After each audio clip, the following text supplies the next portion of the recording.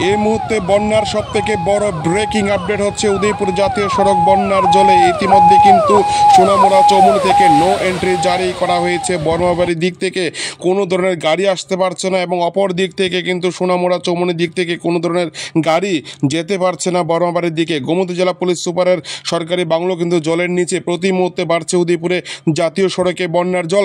এই মুহূর্তে সবথেকে বড় খবর টিভি 100 বাংলায় এবং রাজশ্রী কলাকেন্দ্রে বিভিন্ন শরণার্থীরা কিন্তু আশ্রয় নিয়েছেন এবং আশ্রয় নিয়েছেন বহু মানুষ, আশপাশ এলাকার মানুষ। ইতিমধ্যে কিন্তু রাজশ্রীর কলাকেন্দ্রের নিচতলা একেবারে কিন্তু জলে পরিপূর্ণ হয়ে গিয়েছে এবং রীতিমতো কিন্তু সেখানে চারদিকে কিন্তু বাড়ছে জলের পরিমাণ। এবং জাতীয় সড়ক আপনারা দেখতে পাচ্ছেন, আমাদের টিভি 100 বাংলার ড্রোনের মাধ্যমে দেখানো হচ্ছে আপনাদেরকে কি পরিমাণে জল ইতিমধ্যে উঠে গিয়েছে। ডাকবাংলা রোড থেকে শুরু করে বিভিন্ন জায়গা, বর্মাবাড়ি এলাকাও কিন্তু জল থইথই করছে এবং আপনারা দেখতে পাচ্ছেন প্লাস্টিক নৌকা দিয়ে পার হচ্ছে, খাবার পানীয় জল দেয়া হচ্ছে সেখানে শরণার্থী যারা রয়েছে। ইতিমধ্যে বড় খবর আপনাদেরকে জানিয়ে রাখি, প্রতিনিয়ত বাড়ছে জল এবং বৈদ্যুতিক ট্রান্সমিটার কিন্তু প্রতিনিয়ত কিন্তু জলের নিচে চলে যাচ্ছে।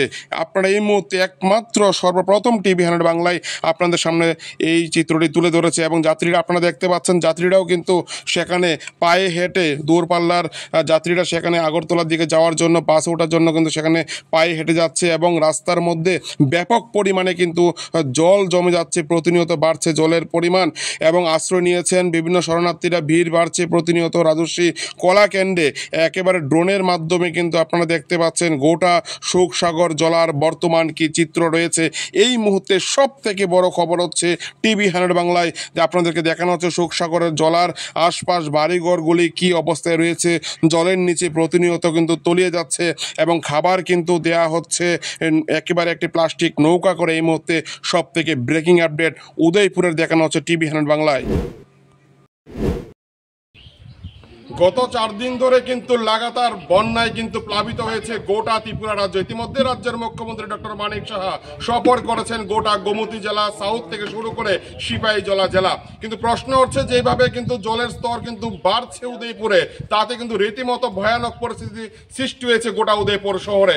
এবার আপনাদেরকে জানিয়ে রাখি যে লাস্ট আপডেট আমাদের কাছে রয়েছে গোমতী নদীর। সে আপডেট আমরা যা পেয়েছি সেটা হচ্ছে, যার লেভেলটা যেটা আছে সেটা হচ্ছে 21.70। আই রিপিট 21.70 সেটা হচ্ছে লেভেল।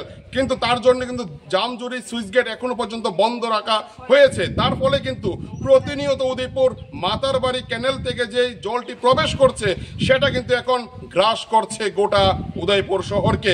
আমরা ইতিমধ্যেই দাঁড়িয়ে আছি উদয়পুর রাজশ্রী কলাকেন্দ্রের সামনে এবং তার ভেতর কিন্তু একেবারে জলে টয়টম্বর। কিন্তু প্রশ্ন হচ্ছে কতক্ষণ এইভাবে থাকতে হবে তাদের।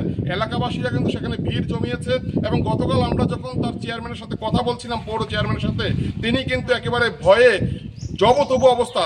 যে রিপোর্ট আমাদের কাছে ইতিমধ্যে এসে গিয়েছে সরকারিভাবে, যে তথ্য সেটা হচ্ছে পৌর এলাকায়, যেটা বলছি সেটা মন দিয়ে শুনতে হবে আপনাকে, পৌর এলাকায় 4,500 উপর পরিবার, এর মধ্যে প্রায় 22,500 মানুষ কিন্তু সেখানে আশ্রয় নিয়েছেন বিভিন্ন সরকারি সেই ক্যাম্পগুলিতে।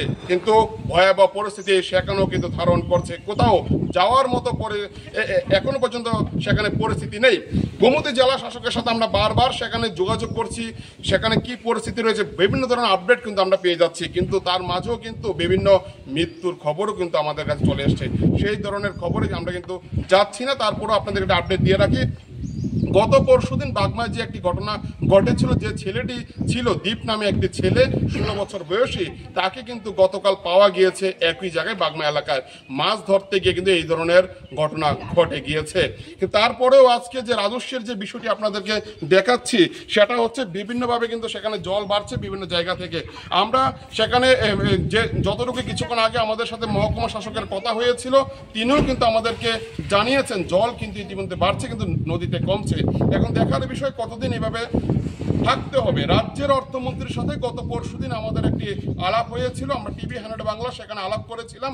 তিনি আমাদেরকে স্পষ্টত জানিয়েছেন ত্রাণ সামগ্রীর জন্য কোনো ধরনের সমস্যা নেই। কিছুক্ষণ আগে মাতারবাড়ি পঞ্চায়েত সমিতি থেকেও আমাদেরকে কিন্তু আপডেট দেওয়া হয়েছে, শালগড়া হোক, জামজরি হোক, গর্জন মোড়া হোক, বিভিন্ন জায়গায় কিন্তু এই ধরনের জল বাড়ছে। ধীরে ধীরে কিন্তু বিভিন্ন একতলা গলি কিন্তু সেখানে ডুবে যাচ্ছে। উদয়পুরের এই ভয়াবহ চিত্র কিন্তু চিন্তা বাড়াচ্ছে গোটা রাজ্য সরকারকে। উদয়পুর থেকে বিপ্লব দে, এক্সক্লুসিভ টিভি 100 বাংলা।